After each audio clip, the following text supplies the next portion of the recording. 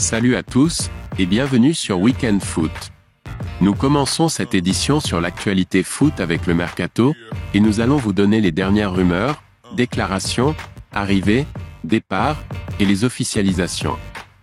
Retrouvez toutes les informations du mercato foot de ce samedi 1er juillet 2023.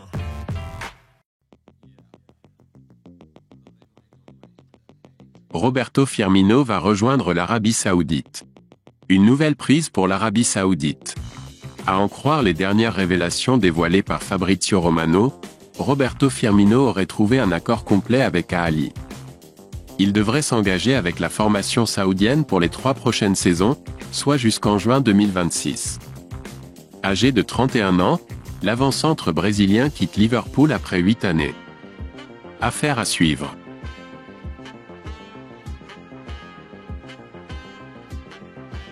L'Inter Milan pense à Keylor Navas. Alors qu'André Onana pourrait prendre la direction de Manchester United pour succéder à David De Gea en tant que gardien de but numéro 1, on parle d'un transfert avoisinant les 50 millions d'euros et que Samir Handanovic est en fin de contrat, l'Inter Milan commencerait à réfléchir à recruter 2 nouveaux portiers.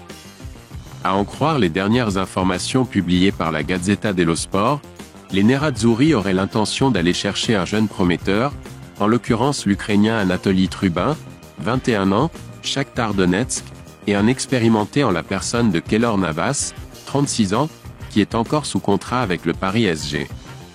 Plus précisément, le club lombard espère pouvoir récupérer le Costaricain gratuitement. Les Rouges et Bleus accepteront-ils de laisser partir sans aucune compensation financière? Affaire à suivre.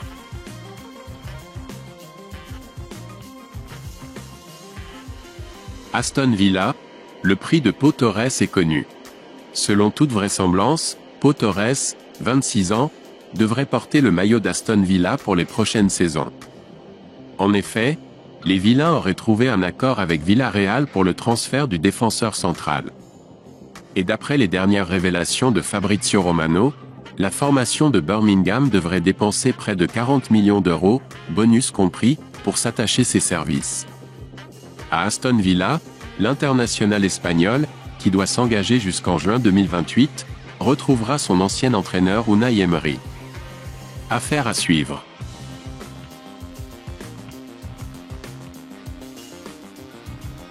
Fabio Carvalho a signé au RB Leipzig, officiel. C'était attendu, c'est désormais officiel. Fabio Carvalho a été prêté au RB Leipzig pour l'ensemble de la saison 2023-2024, a annoncé la formation de la Saxe ce vendredi.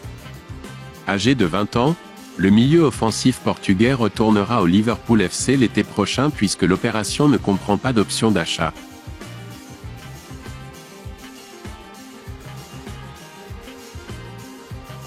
Ludovic Blas va rejoindre le Stade Rennais. Renfort en vue pour le Stade Rennais.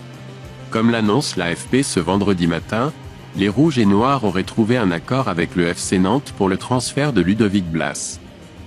L'opération devrait avoisiner les 15 millions d'euros. Âgé de 25 ans, le gaucher est sous contrat avec les Canaries jusqu'en juin 2024. L'été dernier, il avait failli rejoindre le LOSC.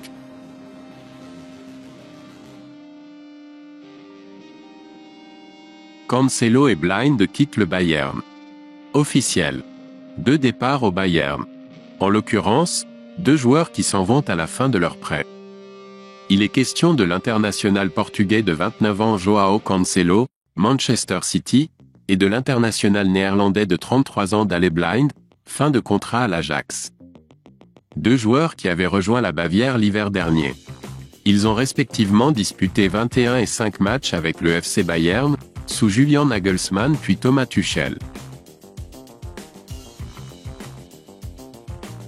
Le FC Barcelone libère Samuel Umtiti, officiel. Samuel Umtiti et le Barça, c'est fini. Arrivé au Camp Nou en 2016 et prêté à Lecce l'été dernier, afin de se relancer après des blessures à répétition ces dernières années, le champion du monde de 29 ans est libéré par le club catalan. Le FC Barcelone et le joueur Samuel Umtiti ont trouvé un accord concernant la résiliation du contrat qui les unissait jusqu'en 2025 à 26. Apprend-on dans un communiqué du club champion d'Espagne au terme de la saison écoulée. Durant ses 2 premières années au Barça, l'ancien Lyonnais a régulièrement été aligné dans le 11 de départ. Après le Mondial 2018, il n'a que rarement été épargné par les blessures. Umtiti a retrouvé le sourire et du temps de jeu avec Lecce, 25 matchs, lui dont le nom est évoqué à l'Olympique lyonnais. Samuel Umtiti quitte Barcelone avec 2 titres de champion d'Espagne, 3 succès en Coupe du Roi et 2 en Supercoupe d'Espagne, lui qui a disputé 133 matchs avec les Blaugrana, 2 buts.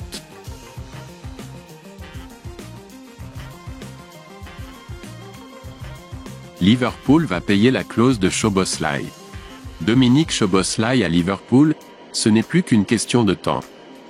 D'après Fabrizio Romano et de nombreuses autres sources, les Reds ont informé Leipzig de leur intention de s'acquitter du montant de la clause libératoire prévue dans le contrat de l'attaquant international hongrois de 22 ans, soit 70 millions d'euros. Sachant que l'intéressé s'est déjà entendu avec le club d'Anfield sur les contours de son contrat, tout devrait désormais aller vite. Szoboszlai a rejoint la galaxie Red Bull en 2017. Il a notamment porté les couleurs de Salzbourg, 2018 à 21, avant d'exploser sous la tunique des Taureaux rouges de Leipzig, lui qui a signé une saison à 10 buts et 13 passes décisives en 2022 à 23. Affaire à suivre.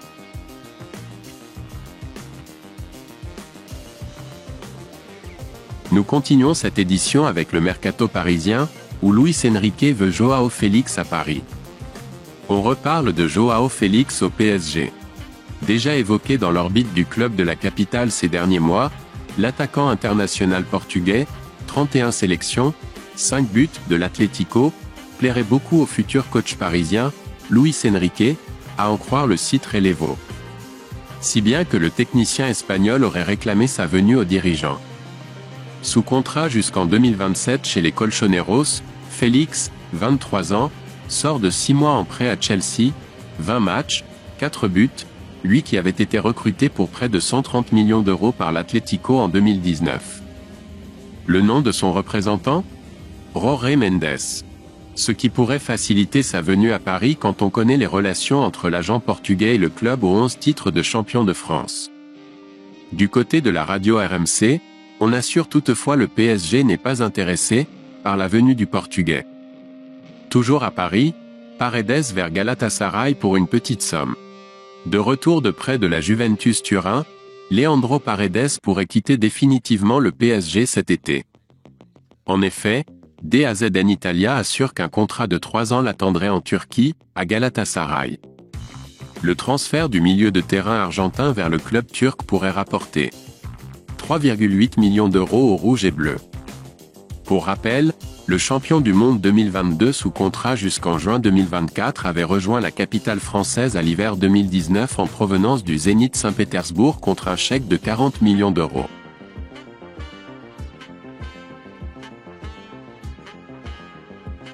Nous continuons cette édition avec les nouvelles de l'affaire Mbappé, car le quotidien sportif espagnol Marca affirmait qu'une réunion devait se dérouler ce vendredi entre le clan Mbappé et le Paris Saint-Germain.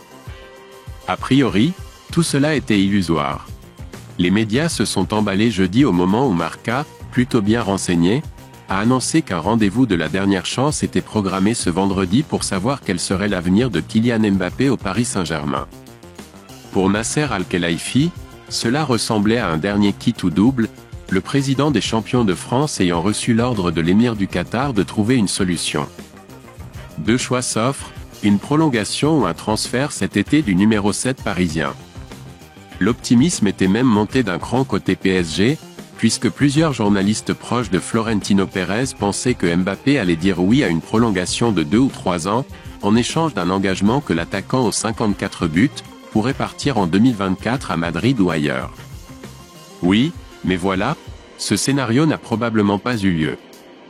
Journaliste et spécialiste du Real Madrid pour The Athletic, Mario Cortenaga, dément l'existence même d'une réunion entre Kylian Mbappé et le Paris Saint-Germain. Je n'ai aucune preuve de cette rencontre, les Mbappé sont à Miami, et ils n'avaient pas prévu de déplacement à Paris. À mon avis, je considère qu'il est difficile pour Mbappé de signer pour le Real Madrid cet été.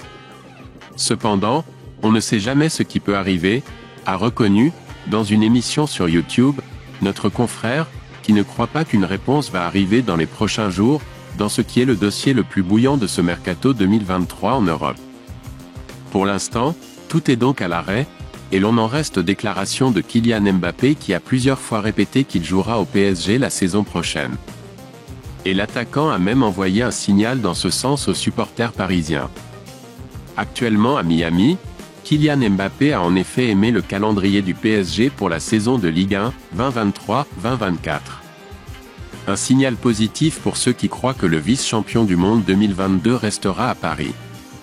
Mais, sur les réseaux sociaux, les supporters du Real Madrid sont en feu et le fait que Mbappé pose sur sa photo avec un t-shirt est un message subliminal envoyé à son prochain. Entre les vraies fausses réunions, et les codes secrets sur les photos, on va évidemment très loin côté madrilène et probablement même trop. C'est désormais à Kylian Mbappé et au Paris Saint-Germain de faire savoir ce qu'il va exactement se passer. Pour Luis Enrique, qui s'apprête à débarquer sur le banc du PSG, l'avenir de Mbappé est évidemment un vrai sujet de préoccupation. Nous terminons avec les nouvelles de Nice, qui tient son nouvel entraîneur, Farioli, et c'est officiel. Francesco Farioli à Nice, c'est fait. Passé par la Turquie, Karagümrük, Alanyaspor, pour ses premières expériences en tant que numéro 1 sur un banc, le technicien italien de 34 ans, libre depuis février dernier, est nommé à la tête des Aiglons. Ancien adjoint de Roberto De Zerbi à Sassuolo et Benevento, mais aussi passé par la fédération italienne ou l'Académie Aspire au Qatar, Farioli a un style moderne et une méthodologie de travail dans laquelle nous nous reconnaissons, comme s'en réjouit Florent Ghisolfi, le directeur sportif du gym. Et de poursuivre, l'analyse des équipes qu'il a entraînées et nos nombreux échanges avec Francesco sur le projet de jeu à mettre en place ont conduit notre choix. Possession, agressivité avec et sans le ballon, capacité à défendre très haut, verticalité, présence dans la surface adverse. Il façonne ses équipes avec l'intensité que nous recherchons. Il pourra s'appuyer sur l'expertise de notre cellule performance pour servir cette ambition. Merci à tous de nous avoir suivis. N'oubliez pas de vous abonner à la chaîne et d'activer les notifications. À bientôt pour une nouvelle édition du JT Mercato sur Weekend Foot.